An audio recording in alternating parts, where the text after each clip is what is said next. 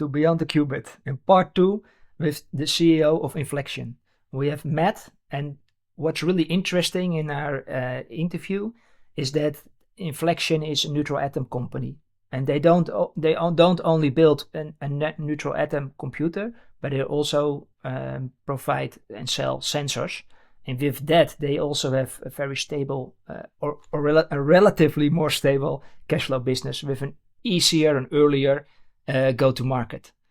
Matt, before we start for part 2, could you maybe give a short recap on the earnings? Because last week you had earnings. Could you give maybe 2-minute recap on how the earnings went and what the main message was? Sure.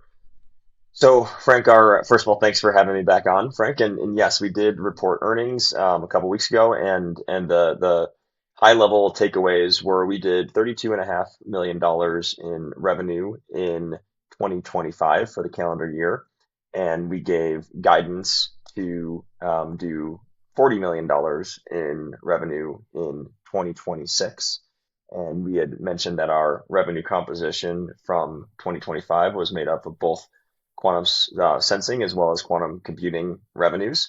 And I think the other big takeaway is the operating burn and cash burn that we reported in 2025 and are suggesting will be the case in 2026 is quite a bit lower than many other quantum companies, which I think is reflective of the capital efficiency of the neutral atom modality, as well as the fact that we are able to bring in revenue and gross profit dollars in some of these more near-term monetization opportunities, like you mentioned. Matt, can you quantify the cash burn and how does it compare to competition? So you say, okay, our cash burn is lower versus competition, but can you quantify that directionally? Yes. So we announced that we burned $36.2 million in 2025, and that compares to cash burn numbers that are anywhere between, call it, 60 million and close to 300 million dollars for other quantum companies, and I think it's reflective of the capital efficiency of the neutral atom business. And we'd mentioned that we will increase our burn modestly going forward, and that is due to the fact that we do see great opportunities to invest in the long-term success of the business, because the profit pools that are there to be generated across both the sensing and the computing business are very large and worth investing behind. And this is in the context of having completed a $550 million capital raise 2 months ago. So we are very well capitalized, especially relative to our cash consumption rate. Can we maybe talk about your product roadmap on quantum computing? Yes, so absolutely. And especially if we separate 3 parts, the scale up, the scale out, and the error correction ratio. Yes.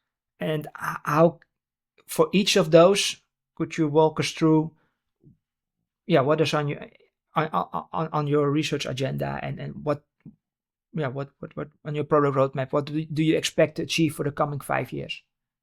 Absolutely. So the metric I like to focus on, which encompasses the scale up, the scale out, and the error correction all into one, is what we call logical qubits. And so logical qubits are error corrected clusters of high quality, high fidelity physical qubits. And so in order to achieve logical qubits, you need, simply put, a lot of high quality physical qubits with very strong error correction codes. And so what we have done is we've put out a roadmap that goes through 2030 that has us going from what were 0 logical qubits in 2023 to 1 logical qubit in 2024 to, we ended last year with 12 logical qubits in 2025, and our roadmap calls for us to get it to 30 logical qubits by the end of this year, and then 100 logical qubits by the end of 2028, and then 1,000 logical qubits by the end of 2030. And under the covers there, you'll see increasing physical qubit numbers, increasing gate fidelities. And so what we've shown thus far going back to last year was 1,600 physical qubits and gate fidelities of 99.73%. And that is translated. It's not really the appropriate way to say that those two numbers together become logical qubits. The logical qubits we have achieved are sort of on historical qubit counts and qubit fidelities. And so you can think of that 1,600 and 99.73 being what we'd be working with to start to achieve the 30 logical qubits on our roadmap today.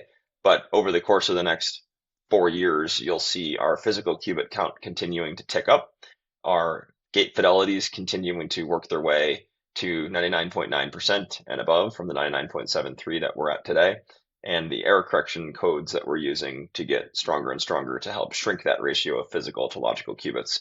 And our belief is that at around 100 logical qubits, so the end of 2028, we will start to be doing some interesting things in quantum computing, probably in the material science world. And then as we approach 1,000 logical qubits, that will open up what we can do to drug discovery in other areas.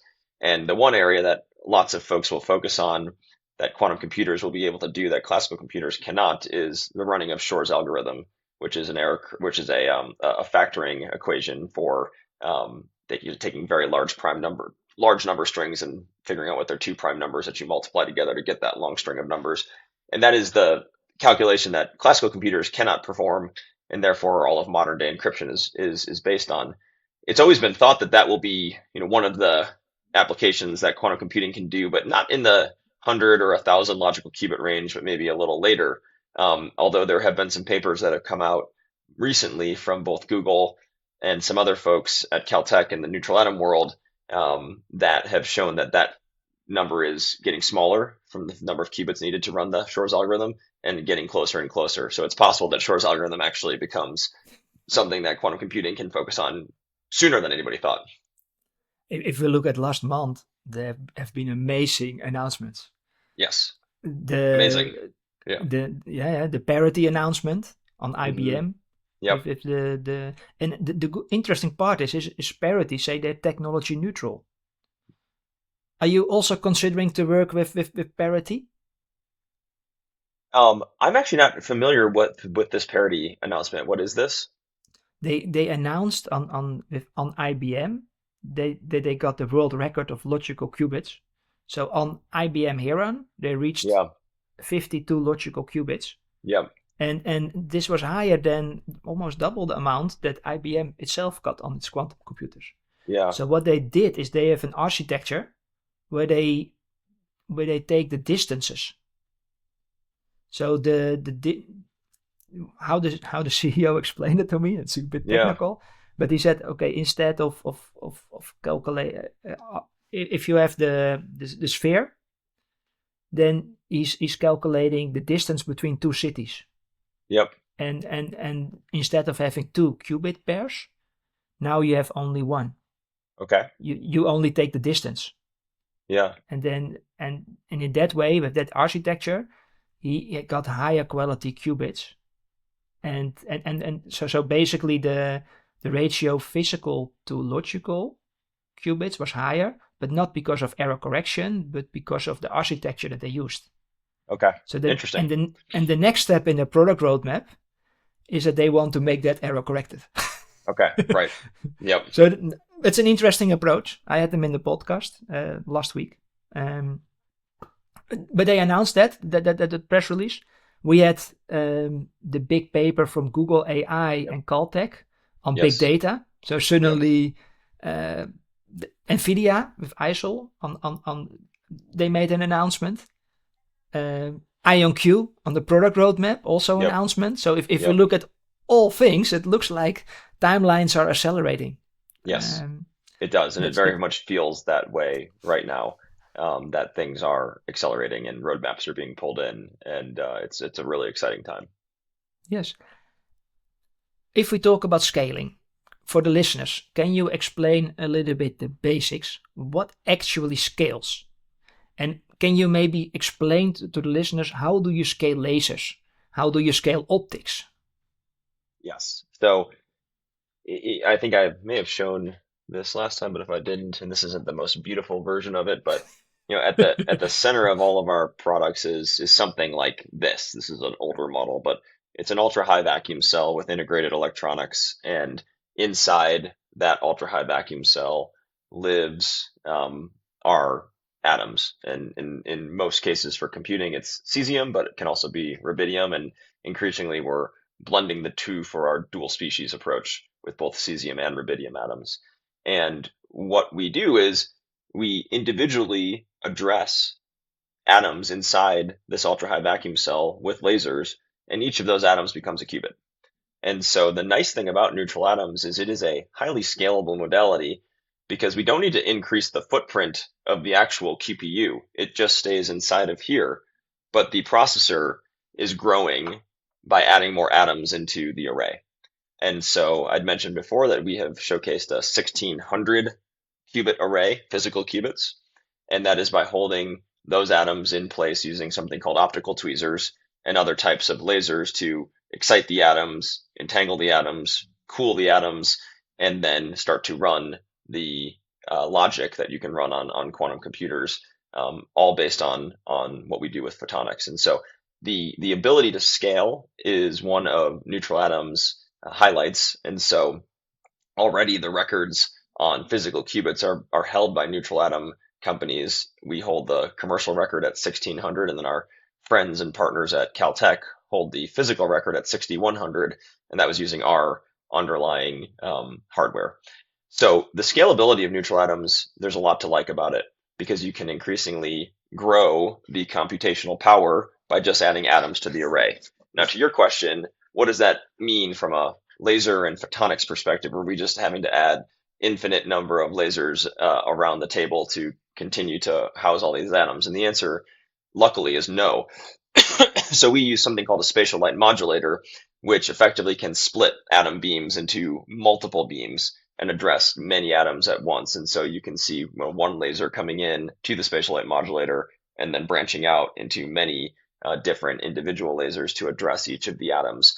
And so luckily it is not anywhere near a 1-to-1 scaling ratio from add another qubit, add another laser. You can add many, many qubits as you utilize these spatial light modulators, and they're one of the ways that we can really scale the modality efficiently. And I'll One just of say one last thing is yeah. since these atoms are neutral, they don't possess a charge, you can pack them together more efficiently. They don't repel each other. And so you can actually pack quite a few physical qubits and therefore logical qubits into one of these vacuum cells. And we think we can get high hundreds of thousands, if not a million physical qubits in one of these ultra high vacuum cells, which will translate into many, many, many logical qubits before we need to worry about networking them together.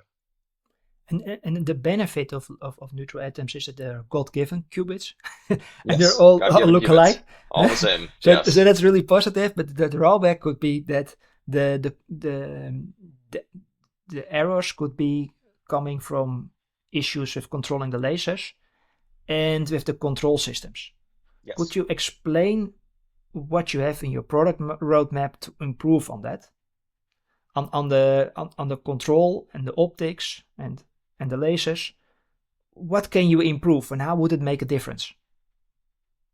If you go back, let's just say And 10 and, and years. then not on a 1 year view, but really Yeah. taking a longer term view. Yeah. I'm not interested in the coming quarter. That's not interesting. But what is the Yeah. long term view there?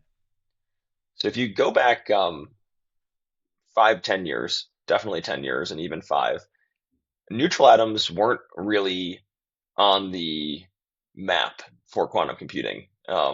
There were trapped ions had already made quite a bit of progress. Superconducting had made quite a bit of progress by that point in time. Photonics were already, being used, but neutral atoms really weren't. And the reason was because of this very issue.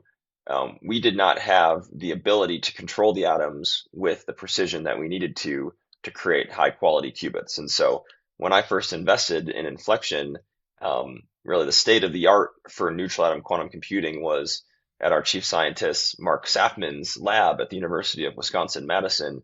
And he was probably getting 2 qubit gate fidelities of 50 to 60%. So very, very low. But as we have improved the photonics technology and the ability to control those atoms with lasers, those gate fidelities have grown exponentially. And so they've gone from the 50 to 60% range to, I'd mentioned 99.73%, and have a lot of room to go up from there. So already we're making huge progress on the quality of the qubits, which is all due to the ability to control them with lasers. And that's really why neutral atoms have gotten a slower start than some of the other modalities, and it is because of that photonics technology improving. So how do we continue to make things better going forward? A lot of it is just continuing to better tune our lasers and working with our vendors to reduce the noise from the laser systems. But increasingly, it's going to be moving to photonic integrated circuits. So working with lasers directly integrated into silicon, which helps make them even more stable. So that's one of the routes that we are pursuing. But a lot of it from this point forward will have to do with software as well. And so the error correction codes that we're utilizing, we are the authors alongside JP Morgan Chase of a error correction code library, which is open source, called the QLDPC code library. Mm-hmm. So it's the quantum LDPC codes. They're very similar to the LDPC codes that do the error correction for things like Wi-Fi or storage. And effectively, it helps embed redundancy into the qubits to help correct for the errors that are going to happen. So when you put the increase in the photonics over a multi-year period with the strengthening of the error correction codes, we believe that is what we need to do to get us to that 100, then 1,000 logical qubit level. And it's not so much about scaling the physical qubits anymore. It's really about making them higher quality and then better correcting the errors in terms of what we need to focus on going forward. And I'll say the last thing is the nice thing about being at above, call it 99.5% or so gate fidelities, is you're now above the threshold where more qubits, physical qubits, can actually increase the quality of the system as well as the number of logical qubits. So in some ways, we can also solve quality with quantity, which is a nice feature of neutral atoms. So the ratio might not be as strong, but you can actually increase the number of logical qubits and increase the fidelities of the system by adding more because you're above that threshold. And one of the benefits of neutral atoms is that the qubits can actually move. And that gives also benefits to the error correction ratio. That's right. You can dynamically move the qubits, yeah. Yes. And in the earnings call, you actually said, well, maybe we could go as low as an error correction ratio from 3 to 5. That would be amazing. It would be incredible. Yeah. And I do think that is possible. And it's all going to be about the strength of the error correction codes that we have. And when do you get visibility on that? Or what is the timeline, or when will your conviction on that specific topic go up? I'd say our quantum software team internally is very, very strong. They're all based in, or for the most part, based in Chicago, but we have some folks here in Colorado, as well as a few in the UK as well. And I'd say really embedded in our published roadmap is the assumptions on what we do from a software perspective for error correction to help get us to those numbers. So I think to the best we can, we've reflected what we think we'll do from a error correction software perspective within that published roadmap. Okay, that's clear. Thank you. No problem. On the value for the customers, what products and services do you offer? And how do you monetize the services? Yeah, are we talking just compute or across sensing and compute? Both. Both. So they're very different if you look at sensing versus compute. If I were to try to qualify how to think about the opportunity in quantum sensing, I would think about it almost as a big replacement cycle for a number of different classical products. And those range from clocks to antennas to gravimeters to inertial sensors in general. And what we can do is we bring quantum versions of those products to the customers where they can achieve orders of magnitude improvement in performance and then either supplement what they're doing with their classical technologies or start to wean off of the classical versions of these products and consolidate onto quantum versions for that extra performance. And so if you look at what the customers who are utilizing our clocks are doing with them, really it's a few things, but largely it's being driven by having to operate or synchronize in GPS denied environments. So precision timing locally in an unspoofable way. There's also other opportunities to utilize the increase in performance to better run underlying infrastructure ranging from servers in a data center to synchronizing multi-static radar systems. If you have better ability to synchronize them from a timing perspective, they will give you a clearer picture of the world that they're seeing. And so those are some of the applications that the timing part of the business is bringing into the world. On the quantum RF antenna, what simply put, what people are doing is they're taking the need for using massive antennas to receive long wavelength signals and shrinking them down to something very small. And so one really obvious use case there is what's happening in submarines. You have to dangle a huge antenna off the back to receive the very low frequency signals that penetrate salt water. Right now, those antennas can be up to a kilometer in length, and we can help them shrink that down to something much smaller. You can talk about the same idea and the big types of antenna systems you see out in the field. Antennas that can be tens of meters large. We can shrink those down to something very small too. And then from the inertial sensing side, I think probably and Matt, why is that? Why are the antennas so much smaller?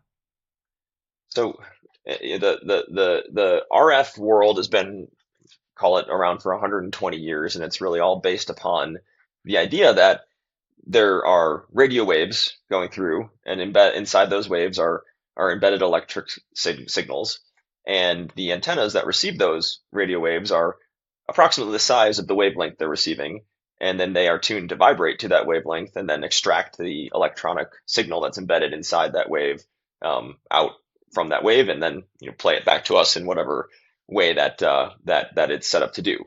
And that is how we've built unbelievable infrastructure for humanity to communicate. But what quantum does, and in particular, what we do is we put our atoms into what's called the Rydberg state. So you can think about the electron being way out in orbit. And when the atoms are in that Rydberg state, they too become sensitive to the electromagnetic spectrum. But it breaks that correlation between the size of the metallic antenna and the wavelength. And so it doesn't need to approximate the size of the wavelength. The physics is beyond me, but when these atoms are in this excited state called the Rydberg state, they can sense that electromagnetic spectrum without having to vibrate. It's actually just the atoms sensing the magnetic fields themselves, and it can then translate that into an output signal just like you can with a traditional antenna. And so you no longer need those huge antennas to receive those low frequency, long wavelength signals. You can do it with something much smaller. And very interestingly, we can dynamically tune it to go across the entire spectrum. So it doesn't just operate in those low frequency ranges. It can operate up to much higher frequencies too, which is a really interesting use case in and of itself. You almost have like a software tunable antenna that can be ultra wideband. And so a lot of very interesting use cases for that technology, but the most obvious is just taking something that's very big and shrinking it down to something that's very small. The other interesting thing too is that typically any electronic device that's receiving a signal is also emitting a signal. And so that makes it findable. So radar systems in the field in the Ukraine have a lifespan of seconds or maybe minutes, because immediately they turn on, they get blown up. These Rydberg atoms emit no emissions whatsoever, so they are completely undetectable. And that is a very interesting use case for a lot of reasons. So those are two examples of what customers are using the quantum sensing products for. And maybe I'll give you one other one, which is what we're doing with NASA, which is we're launching a gravimeter into space to reside inside a satellite. And what that satellite with our gravimeter inside will do is sense changes in gravity on the Earth's surface with extreme precision. And then you can start to infer things that are happening both on and below the Earth's surface, because changes in gravity equate to changes in mass. And so if aquifers are being depleted, or possibly big underground facilities are being built, those will show up by change in gravity. And so a lot of really interesting ways to understand what's happening both on and below the Earth's surface with those gravimeters. And as a side note, we've been working with NASA since 2018, and just last Saturday, we sent a replacement system up to the International Space Station for our cold atom laboratory, which has been there since 2018. and excitingly was installed by astronaut Christina Cook, who just came back to Earth. So she installed it on the ISS back in 2018 and then just got back to Earth from her Artemis 2 mission. But this was a replacement to the device she installed back in 2018 on the International Space Station. And you can think of that as a proving ground to make sure quantum tech does indeed work in space. And that is what allowed us to then move that into a real application with this gravimeter with NASA. Thank you. And another exciting use cases Yes. and also value that you deliver for your customers. Is there maybe something you can point to on the quantum computing side? Could you explain the listeners what value do you deliver today? Okay, you said before already we need 100 logical qubits, and Yes. then we can show real products. Is that the Yes. way you look at it? And then It is the way I look at it. We've sold 3 systems and deployed 2 systems. So one at the National Quantum Computing Center in the UK, where we were the first to help them achieve their 100 physical qubit milestone. And so the Infleqtion quantum computer in the NQCC was up and running at the end of last year with 100 physical qubits, which is what the UK had set a goal for themselves. And that system is useful really for physics use cases, learning how to use quantum computers, training the workforce, using those quantum computers to understand how to build more powerful quantum computers.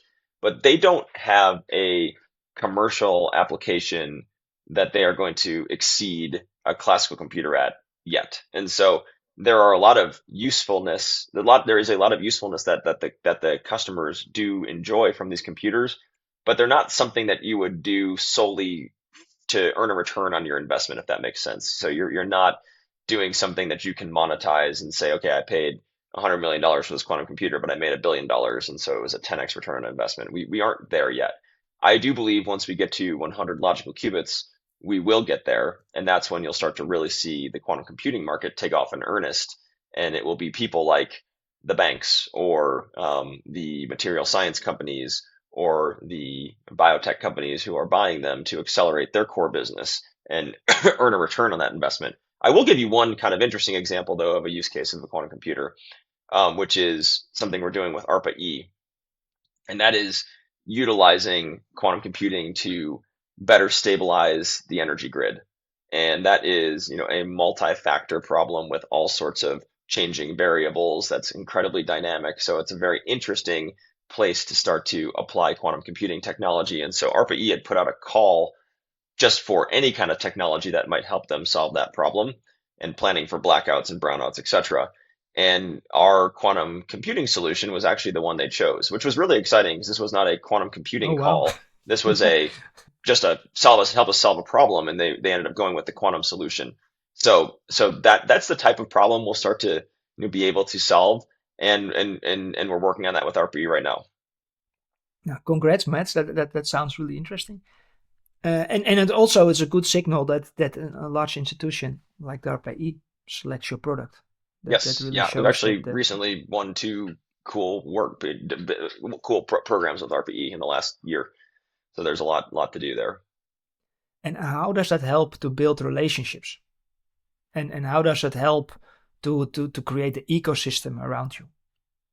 It's absolutely critical. If we just use what we're doing with NASA as an example, a large portion of the reason why we were chosen by NASA to be their partner for this quantum gravity gradiometer QGG mission is because of the relationships we've established with NASA and JPL over the last 6 years, longer than that, 8 years since we first installed this technology on the ISS, which was a program with both of them going back to 2013. Yeah. And so it's just the relationship side of things is absolutely critical because you need to trust your partners. And so working with your partners, doing good work with your partners is as or possibly even more important than the science progress that you can put up.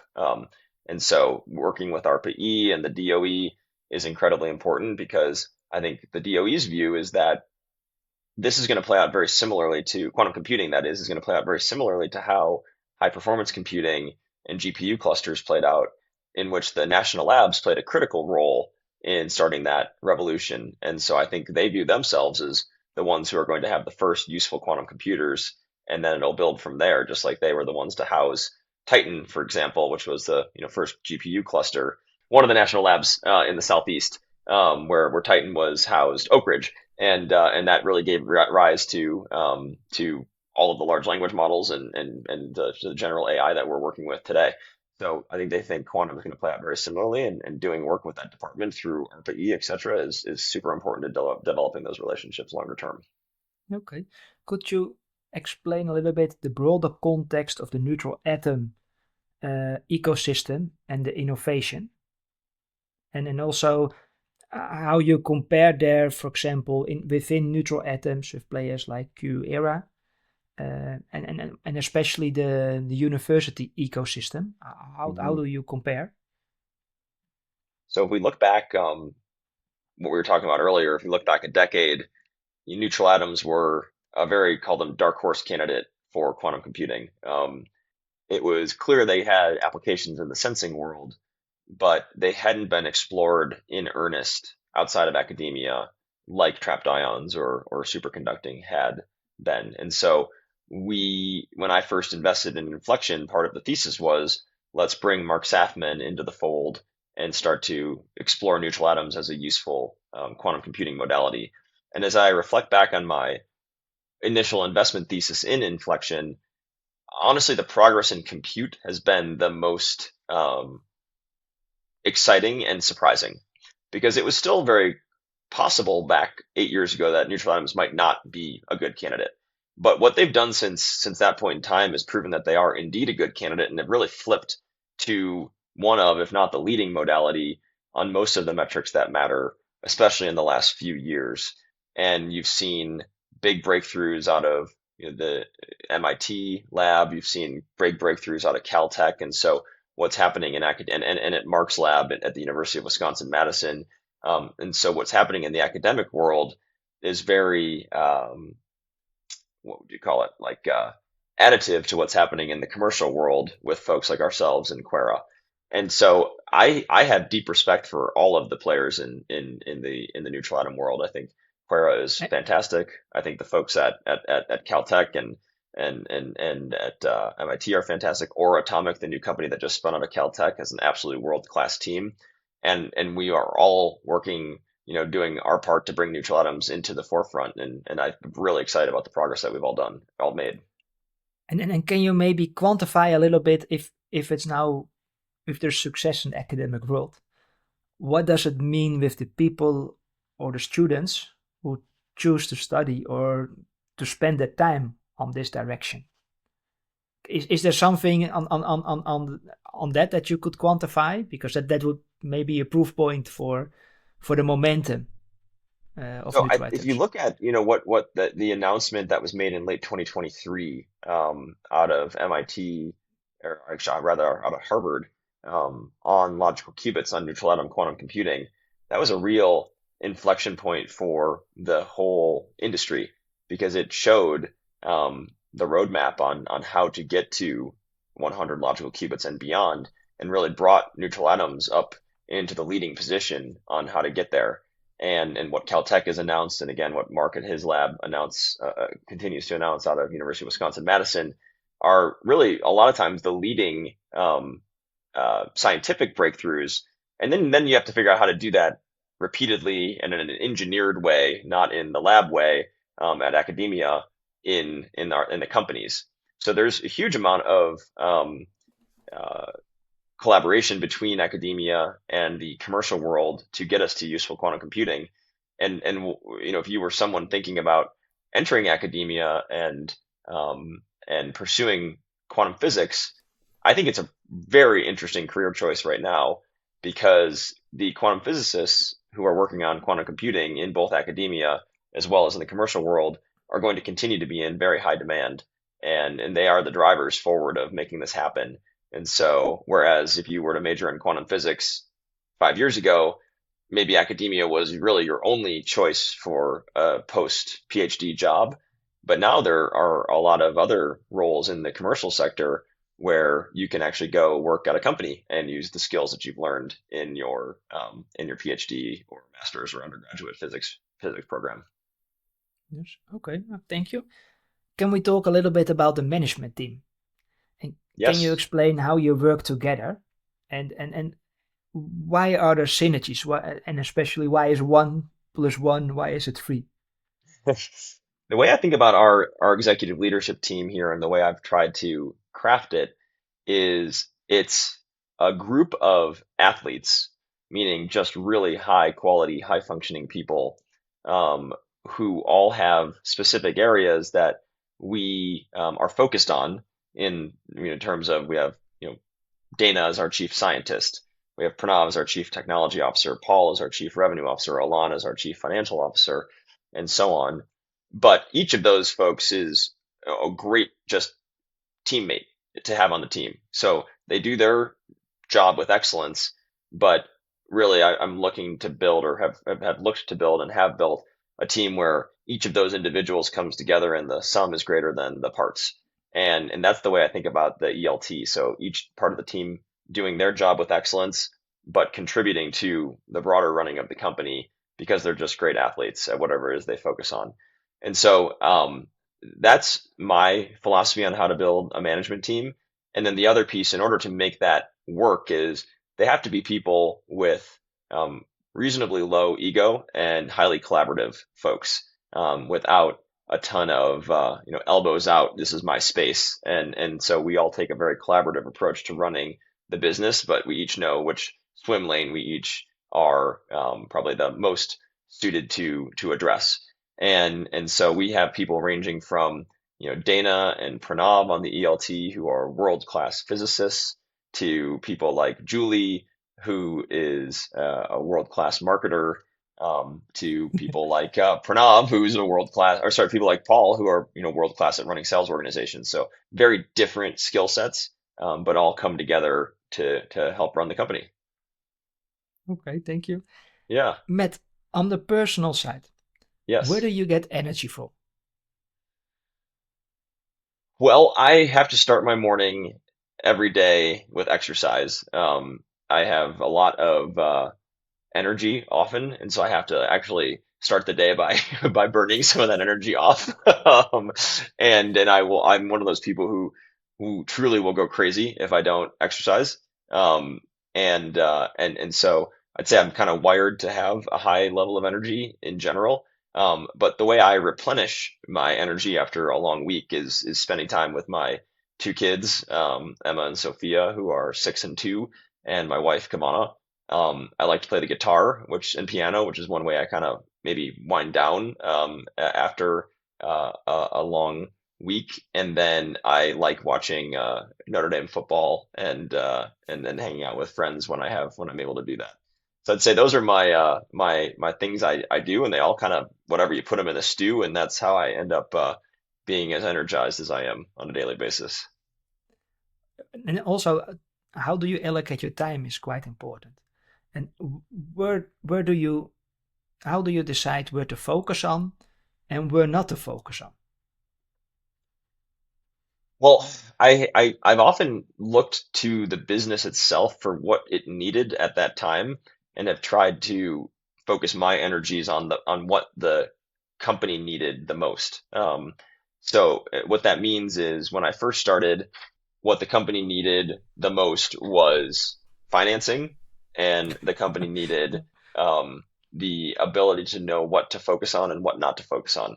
And so those were my two primary things that I focused on really for the better part of a year and a half, call it. So a lot of my time in the first year and a half of my 2 years on the job was spent on those two things. So helping um, everybody understand that we were in a boat rowing in a direction. And so setting that direction, but then importantly, setting what we weren't going to do, and then making sure the company had the capital to achieve that mission.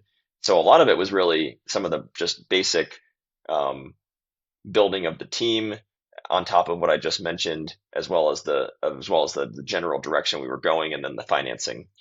And then as I have gotten the company better and better financed, and we have a better and clearer idea of what we're doing and what we're not doing, I have focused more on building out the management team on areas that we hadn't yet filled out yet, like roles like We more recently brought on our chief financial officer, our chief legal officer, call it late last year. We just brought on a head of HR, so critical roles for the company to succeed. And now that I have those roles filled, I feel like the org chart set in a way that is good for us. Now I'm moving more towards what is our 3 and 5 year strategy. And so if I had kind of set the North Star and get everybody in the boat, now this is kind of the specifics on how we get there. And so putting some meat on the bone. And so that's where I'm starting to spend more of my time. And then it's a lot of it just continues to be working with all the members of the leadership team on running the business day to day, and then working with customers to make sure Infleqtion's doing the best job we can for our customers. And so at the highest level, the way I think about the CEO's job is, my job is to make sure the company's financed, make sure the company has a strategy, and build a really great leadership team to run the business, and then attract great talent below the leadership team to work on all the stuff we're working on, or even more simply put, finance the business, attract the best talent, and provide a direction for that talent to move, and then provide the working environment for them to be able to do what they need to do. And so I'm really kind of jumping around between those primary jobs at whatever the company needs the most at that point in time. What are the must-win battles for Infleqtion on a 5-year view? Increasingly, it's becoming increasingly clear to me that quantum computing is happening, and it's happening on an accelerated time frame. And so to me, the quantum computing market is, and I've said this many times before, the crown jewel of what you can do with quantum. The quantum sensing market is going to build a very good, stable, big business for us. But the way to become the next NVIDIA is to win in quantum computing. And so the battle we cannot lose is the battle for quantum computing. And if you look at how other markets play out, first prize, basically most of the value accrues to the first player, and the second player gets some. And then the third and beyond, not a lot of value accrues to them. And so really being one of the winners of quantum computing is what I'm increasingly focusing my time and energies on figuring out how we do. And there's that great line from the movie Glenn Ross. I forget what it is, but it's like, it basically is around like first prize Cadillac, second prize a second set of steak knives, third prize you're fired. And so, you got to make sure you're number one or number two in any of the markets you play. Can we talk a little bit about culture? Yes. What is the culture of Infleqtion? How would you describe that? And for me, culture is how do we do things here? Yeah. And it becomes obvious when tough decisions have to be made. Yes. So in case of underperformance or budget allocations, then what management does, that really determines the culture. Yeah. So one thing I have very intentionally tried to do since I started was make sure I am always kind of in the trenches with the team. And I'm never sitting on, out of the fight kind of directing. And so one of the biggest pieces of culture at Infleqtion is everyone's a player coach. There's really no coaches. And so we don't hire managers. Everyone here has to do a primary job as well as manage a team. And I think that really permeates through a lot of the organization. And to me is a very healthy way to have a business run where everybody is working hand in hand to achieve our mission. And so kind of how we do things on a day-to-day basis, player coach is probably the best way I would summarize things. And that, is myself and the leadership team and the VPs and all the way down. Our vision is to harness the power of quantum to significantly improve what we can do as humanity. And so it's a big, hairy, audacious vision, but it's exactly what we're focused on every day. It's to bring quantum from the lab to the world to allow humans to do more and better things. And then our mission on how we achieve that is to commercialize neutral atom based quantum products that provide orders of magnitude in both the sensing and the computing markets. And so people are focused on that vision, that future vision of the world, and then the mission on how we get there. I mentioned to you, I'm putting more meat on the strategic plan right now. So more even though it is strategic relative to the vision and mission, it's a little bit more directive or tactical. And then maybe the best version of our codifying what culture is through our values, and those values are excellence. Those values are innovation. It is urgency, and not urgency like we're running around like a chicken with our head cut off, but urgency in the sense of we have to recognize this is absolutely insanely important work we're doing, and we have to treat it as such. And so we need to come in understanding that our success is very important to not just the company and our shareholders, but to humanity, because I truly believe that quantum is going to be that big of an impact on humanity. And then our last two values are results. A lot of people in the company have come from academia where results matter, but they're maybe not quite as highly focused on, and sometimes best efforts are okay. That is absolutely not the case in Infleqtion or in the commercial world in general. So we have to just get it done, and then finally risk taking. And so if we're not taking risks, we're not pushing ourselves hard enough. And so I maybe would summarize the culture in those inside those values, and then at the very highest level, we really like to have a lot of fun here. So a lot of what we do is I personally love Top Gun, and so a lot of our sizzle reel videos that you'll see have a lot of Top Gun influence. We wore Top Gun suits when we rang the bell at the New York Stock Exchange. We wore flight suits, and so try to make sure we're having fun every day here too. Oh, that's cool. Thank you. Matt, to wrap it up, can you give Yeah. a maximum 2-minute summary why you are excited about the future of Infleqtion? Well, I have been with this company as an investor since 2018, and I have seen this company move from a research focused business to a business bringing products out into the world in the sensing world to a business now leading the charge on both sensing and computing. And I've seen quantum move from, oh, this is going to be something, but it's probably going to be 20 years in the future. And it's kind of always been 10 to 20 years in the future to, oh my gosh, quantum is going to be making a massive impact on humanity in the not too distant future. So really over the last 8 years, the tailwinds have accelerated and the stars are aligning. And I think Infleqtion is incredibly well poised to be the company that brings this quantum revolution into the world. And it's going to be a very important thing for all of humanity to have in the world. And it's something that's I view as a very worthy mission, and it's energizing to focus on every day. So maybe even to go back to answer your question, where do I get energy? This to me is the most exciting, energizing problem I could be spending my day tackling. And so it's just an honor to be able to do that. So that's how I would summarize why I'm excited.